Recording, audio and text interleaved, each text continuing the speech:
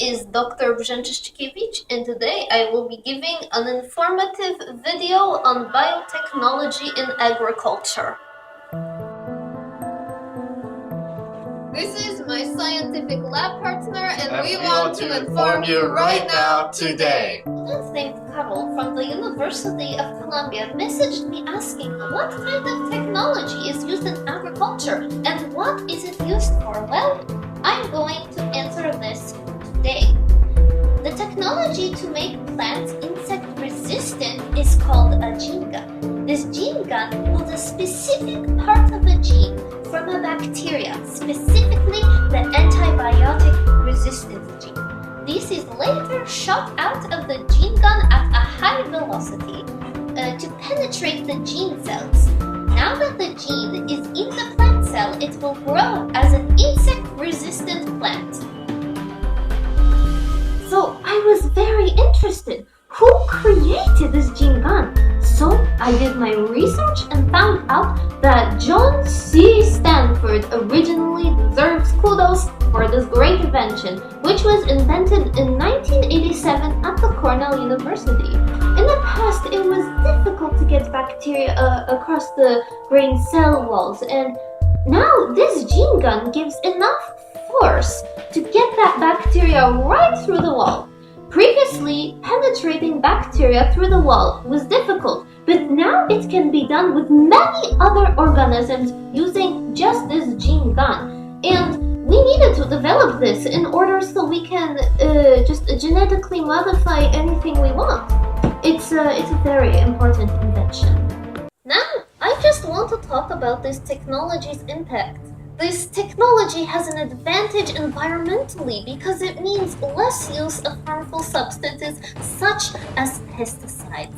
Pesticides are known to pollute water and be harmful to soil when used extensively, and are also indigestible to animals.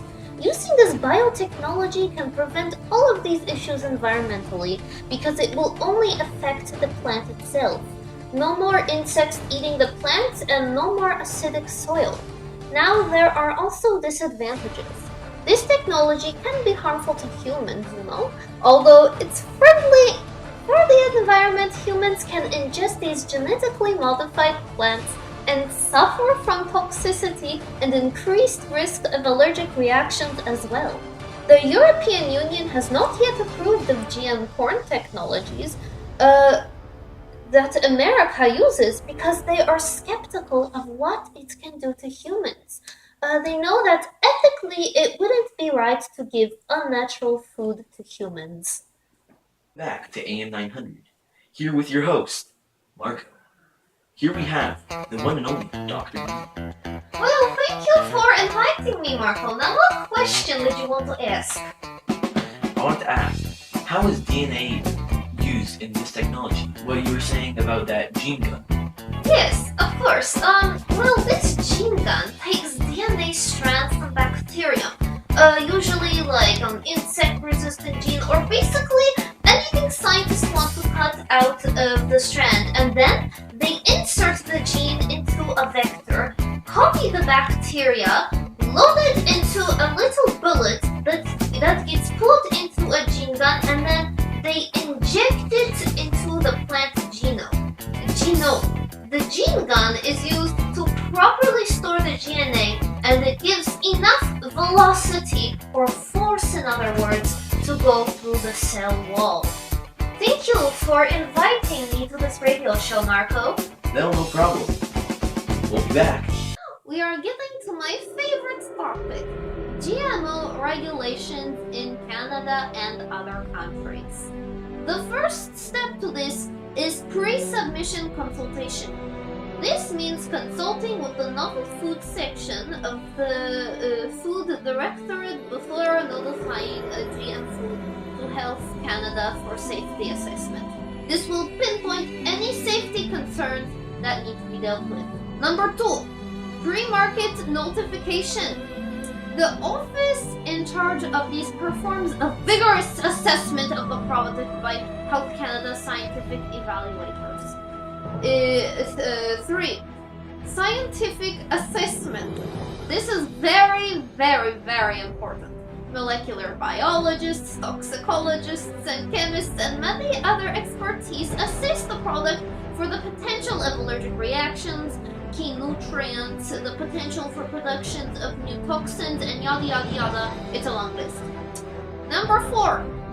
Requests for additional information. If these people find that there is a problem with any of these things, they will ask for further documentation. Health Canada will not even consider releasing the GM product until everything about the product is safe and valid. 5. Summary reports of findings. Scientists report their findings. 6. Preparation of food rulings proposal. This food ruling proposal will be evaluated by senior staff. That's simple. 7. Letter of no objection. Don't get objected or you can't sell your GM product. 8.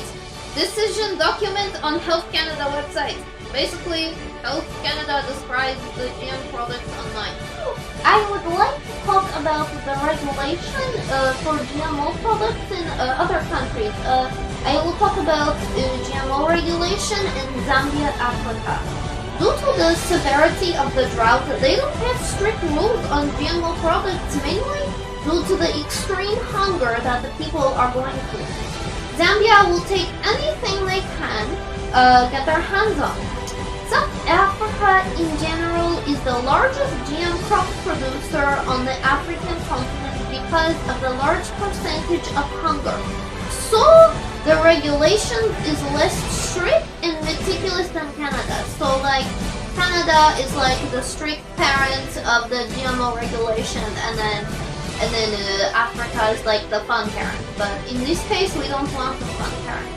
We want the strict parent. So now we have the gene gun and we have all the crops. So how does genetic modification apply to agriculture? Well, in agriculture, modification is used to give a longer lifespan to plants such as vegetables and fruits, and at the same time yield more of them. This is so that your customers can receive perfect fruits and shipping companies can take as long as they want to ship. Well, now I'm getting ready for bed and I realized I've been talking to you guys about this gene gun and I've never ever showed you a picture of it. So, here is the picture. Over here we have the little bullets where you store the DNA and then it gets plopped onto a petri dish where the little cells are, and then a very nice plant is right here, and then this DNA is being injected into the plant and it will grow very nicely. Well, thank you for joining me today on the show. Good night.